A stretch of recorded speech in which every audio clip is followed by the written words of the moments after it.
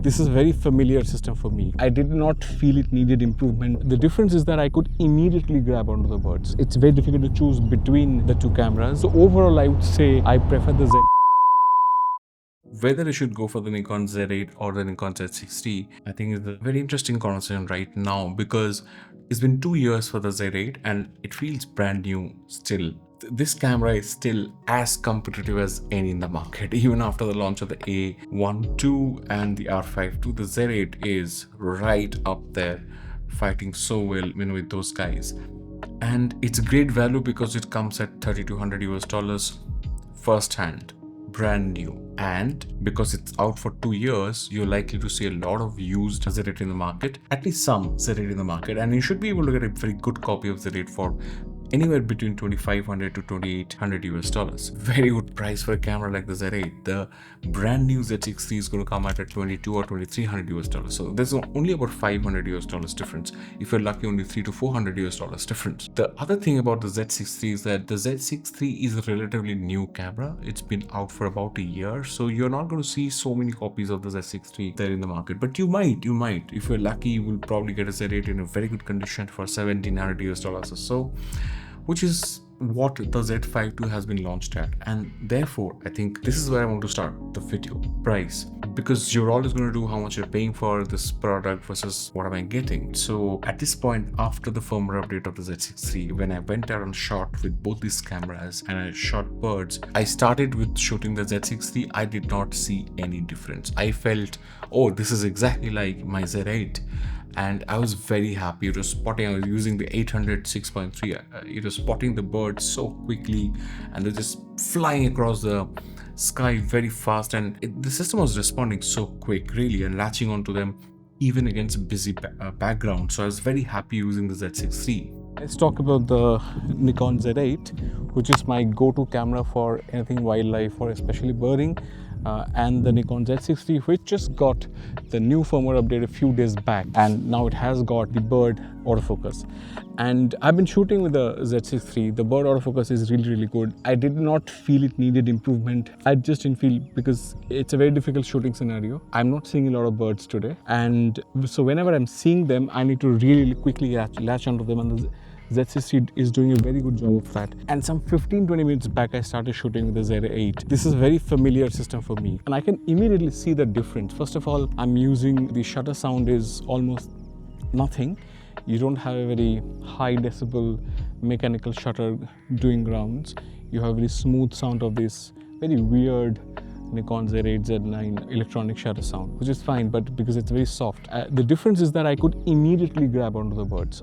I felt as if it's faster. You could spot the bird, which is much smaller in the scene, quicker. That's the difference, okay? I think the focus speed is very similar for the Z6III and the Z8, but the way the Z8 reacted to the smaller objects on the sky when it's flying across, it's difficult to sort of pick it up and track. I think the Z8 did a better job. It was faster to spot it.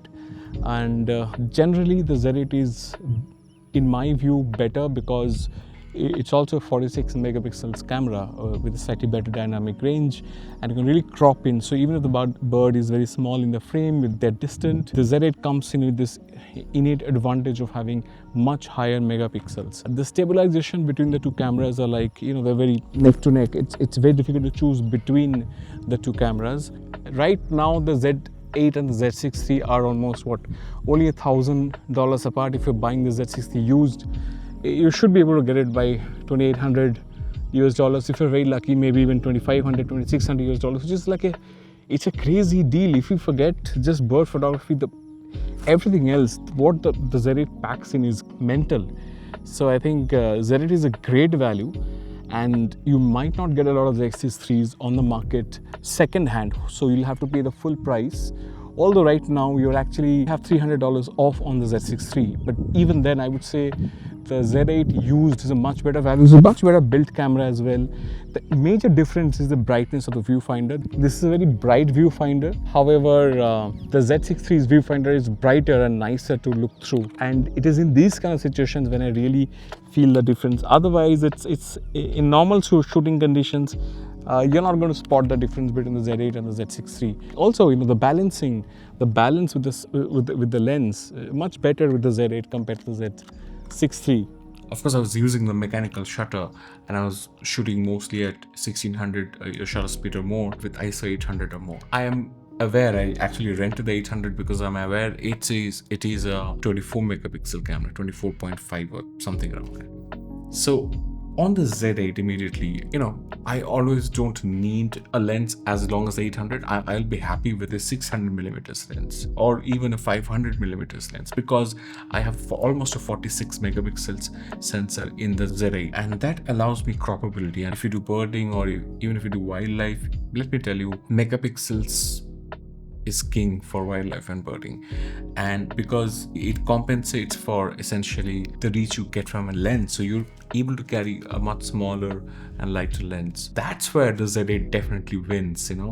Yes, it's a slightly heavier camera, about I think 200 grams at least, 250 grams heavier than the Z6III, so that's one thing. But then because it is a heavier camera, it balances much better with the bigger lenses. Ideally, if I'm using an 800mm lens, the Z8 actually goes better with the 800mm lens, but I would need an 800mm lens more on the Z6III because I want to crop less on a Z6III because it has only got 24 megapixels. Dynamic range, of course, the Z8 does better in dynamic range. However, in many of these fast shooting scenarios, you're actually shooting above ISO 800, and above ISO 800, the Z6III is as good as any camera out there. So it's only at ISO 100 that the Z8 is probably half a stop behind some of the other cameras, or not one stop really, 0.75 stop behind some of the better dynamic range cameras.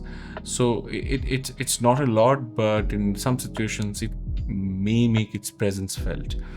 The colors are very good from the Z6III and the Z8. I have used this camera so often interchangeably, and you're not going to see any difference at all with the same kind of edit, and that's very important. With the same kind of edit, you're not going to see any difference between the files on the Z6III and the Z8. But I'll tell you, there's one area where the Z6III becomes a bit more interesting. It's because of flip out screen. This one has got a two-way flip out screen, but the Z6III has, I'm shooting this by the way on the Z6III, it has a flip out screen, and in a lot of situations when you want to film yourself, like I'm shooting right now, also if you're shooting tabletop, like high up, and you want to see what the camera is seeing, the flip out screen really helps. So it does make the situation a bit more versatile if you have something like a Z6III with a flippy screen. In the field while shooting birds, one significant difference was the viewfinder. The viewfinder was on the Z6III was really good, meaning I could really push the brightness as high as high 1 and high 2, and it's really bright. And I also switched on the refreshed rate of the viewfinder. I increased that to the maximum, and the image quality through the viewfinder is very good, and I needed to have an image quality like that through the viewfinder at that point. So I was very happy using the EVF of the Z6III. The Z8 does not have that higher resolution bright EVF, but the optics on this on this camera very good. Inside the EVF it was very good. So honestly, I'm just sad using the EVF of the Z6 of the Z8, but the Z6III felt a little better, I have to concede that. These are the pros and the cons. I still think the Z8 is a much better value for money, especially now that you're going to get it used, and especially for wildlife. You want to have a good lens. Good lenses are going to be slightly heavier, and the Z8 is going to balance much better with those lenses. The bigger grip and everything, this camera is going to be much better. It's got to also endure longer out in the field. It just feels a better, more premium built camera body. Nice rubber dials. It's far more grippy, far more rubbery. The ergonomics is better. You have some autofocus functions which will allow you a bit more flexibility on the Z8 compared to the Z6III. We'll talk about that on another video. Subscribe to the channel, help me reach 10,000 subscribers soon. It's very important for me. It takes nothing from you, just one click. Like this video if you like this video. Are you in the Nikon system, or if you're outside the Nikon system, how are you looking at these two cameras? I'm very curious to know. Also, if you have questions related to these cameras or more, you can ask me those questions. You can join as a member to this channel, and I think in the second slab I do personally answer to your questions a bit more personally, because I know I get a lot of questions. It takes time, and I would like the channel to move to the next level. Let me know what you want to watch, special content you want to watch. I'll definitely consider making them for you, and I'm going to see you soon with another one.